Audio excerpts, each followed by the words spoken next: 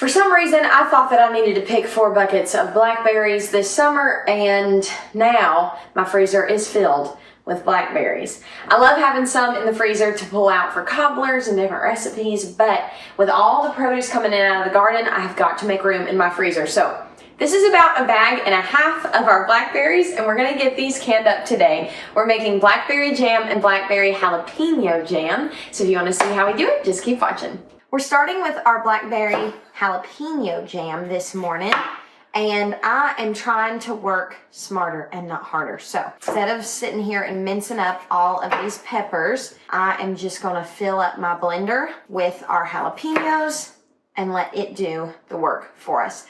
I'm leaving the seeds and the veins in there because I want this to be like a spicy pepper fruity jelly kind of thing. I make a version of this with strawberries and habaneros, and I do take out some of the seeds, not all of them, but I probably take out majority of the seeds in that recipe. But for this recipe, I just want it to be spicier. These are all homegrown jalapenos, and my jalapenos were small this year. I don't really know why, but we still got a good harvest. All right, let's take these and blend them up. We need 1/4 cup of lemon juice in this recipe, but I'm just gonna add 1/8 cup, so half of that for now, to these jalapenos to help the blender work. I don't really wanna pulverize these. I wish I had my small food processor. It kicked the bucket. I didn't wanna get my big food processor out for all this. We'll just kind of pulse it. It's kind of pulverizing. Okay, this pulverized our peppers a little bit more than I wanted, but it's all going to be mixed in with the jam, so I think it'll be fine. And it smells so spicy and so fresh and delish. Now it's time to deal with our blackberries. So I have found the easiest way to mash and crush berries for jam is to get a pie plate and a potato masher. These were frozen blackberries, and so now they've thawed, so they're already, I feel like, quite a bit softer than what they were. And I'm doubling this recipe, so we need 9 cups of blackberries. Yeah, these crush super easy. If you wanted a seedless jam, you could mash your blackberries and then put them through like a strainer, but I don't really mind the seeds. All right, that's mashed up pretty good. Now I'll just use my spoon and measure out 1 cup and get it into our sauce pot. All right, 1 cup. Now we'll just do that 8 more times. All right, we've got 9 cups of crushed blackberries going on the stove. I'm gonna turn the eye on. Now we just need to get our lemon juice, jalapenos, and pectin in. I think we add the sugar later. No, we add the pectin later. There we go. Glad I checked that. So we're gonna get our jalapenos in first. We're gonna get our jalapenos added in. And I'm going to add my lemon juice in with the rest of our jalapenos so we make sure we get all of those. So since we're doubling this, we now need 1/2 cup of lemon juice. So 2 more of these. Try to get every last bit out of there. And now we need 14 cups of sugar. 1, 2, 3. Let's just bring out the big bag. Ooh, I made a mess on my counters. We got these quartz countertops when Chris redid the kitchen because we thought they would be so pretty, and they are, but it makes me so nervous when I can because they stain very easily. Y'all, I don't know when I'm going to learn my lesson and just get online and buy a bigger stock pot. This is just a regular size, and I love these caraway pots. I use them all the time, but when it comes to doubling recipes, making jam or canning anything, I always test the limits, and I feel like I overfill them. So we're going to stir this carefully, and we need to bring this to a boil, and once it comes to a boil, then we get to stir in our pectin. It looks and smells incredible. Okay, it's starting to come to a boil. We have to get it to a full rolling boil that cannot be stirred down. I'm a little bit nervous about this pot. It's boiling back there, but I don't know if it's boiling throughout the whole mixture yet. Now it's going. All right, so we're gonna stir in our pectin. Okay, stir in this pectin. That was very stressful for a minute. Okay, there's one of the pectin packets. Now we'll stir in the other. That got very stressful. Okay, I'm just going to stir this and try to keep it from overflowing and set a timer for 1 minute. Please learn from my mistakes and get a bigger pot or do this in 2 batches. I just didn't want to have to do 2 batches. I just wanted to do 1. I hope y'all can see what a close call this is. This is cuckoo. Okay, timer went off. Heat's going off. We can remove this from the heat, skim off the foam, and fill our jars. Okay, we have got our jar filling station ready to go. I have a feeling that Chris is going to not be too pleased with me when he sees how crazy that just got over on the stove. But it's okay. We stayed calm and everything was fine. So I'm going to get some of my jars out of here. I have got these all like double stacked on top of each other because I'm going to do 2 layers of jars so that we can process all of this jam at one time.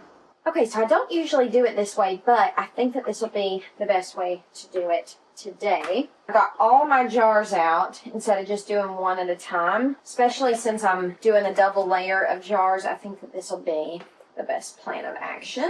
So I'm getting some vinegar on a rag so we can wipe our rims. And now we're just going to start filling our jars. I can't remember if it is a 1/4 inch of headspace or a 1/2 inch headspace. So I think I'm just going to fill them. I'll check for air bubbles and then I'll adjust the headspace. I really hope I let this bowl hard enough.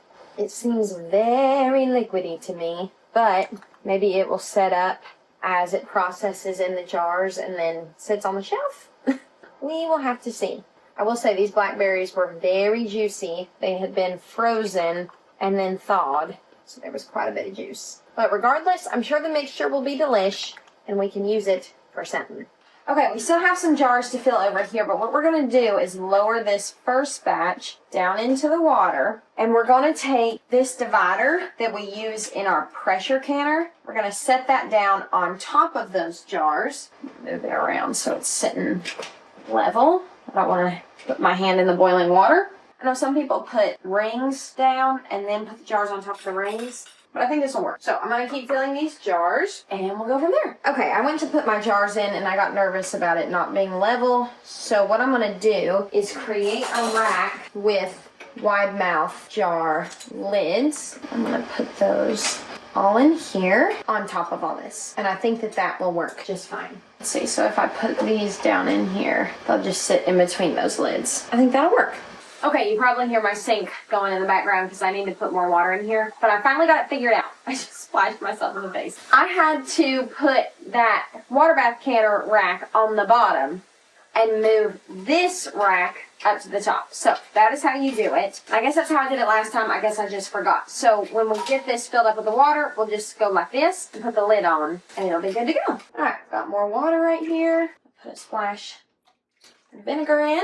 That just keeps the jars from getting cloudy. And now we're going to turn this up to high. I do want to make sure there's one jar that looks like it could possibly fall right here. That was a bit of an ordeal, but jars are all in the canner. Make sure we've got enough water, and we do. We're going to put the lid on, bring this up to a boil, and these process for 10 minutes. We've got a little bit of crushed blackberries left, so I thought it would be fun to make some overnight oats. I don't know if you've ever made overnight oats before, but they're so simple. I always make a mess. For 1 serving, you need 1/2 cup of old-fashioned oats and 1/2 cup of milk.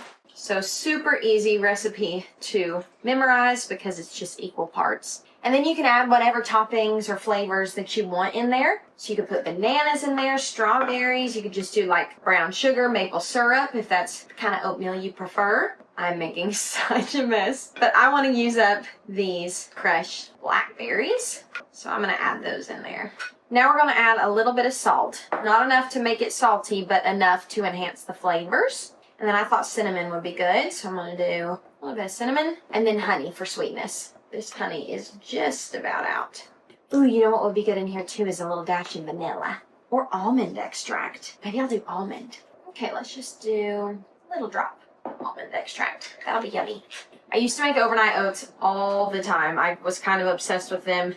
And they were a perfect lunch to take to co-writes. A lot of folks don't eat during co-writes here in Nashville, and so I would go, like, I'm not a big breakfast person, but if I didn't eat breakfast, I would literally only eat 1 meal of the day growing up. like when I was 18, 19, 20, writing in Nashville. And so then I started realizing I have to eat. So I always was looking for easy stuff to pack, things that I didn't have to heat up, that I could just eat real quick. And I loved overnight oats. I think that's boiling. We're just gonna pop this in the fridge and this will be breakfast for tomorrow. Okay, I look totally different now because I had to get ready. I've got some meetings that I have to go downtown for, but the canner is done. So we're gonna get our jars out.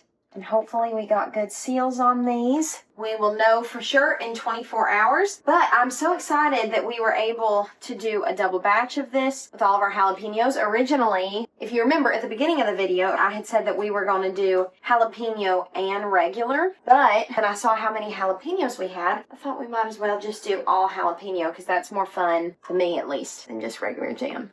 All right, we got 25 jars of jam, which is tons of gifts for friends and family this year, which is my favorite thing to do with the stuff that I can. And we still have bags and bags of blackberries in the freezer. So let me know if there's anything else that you love to do with the surplus of fruit in your life so that I can get some ideas as to what to do with the rest of all this fruit that we have. The canning projects are just getting started, so if you want to see more videos like this, please consider subscribing because we have got a garden with produce coming out of it like crazy. We've got freezers loaded down with tomatoes that we'll have to have a massive canning project for coming up soon, and we don't want y'all to miss out on it. So please follow along. We would love to have you along this journey with us here at the Sasser house. Thank you guys for watching, and we'll see you on the next one. Bye, y'all.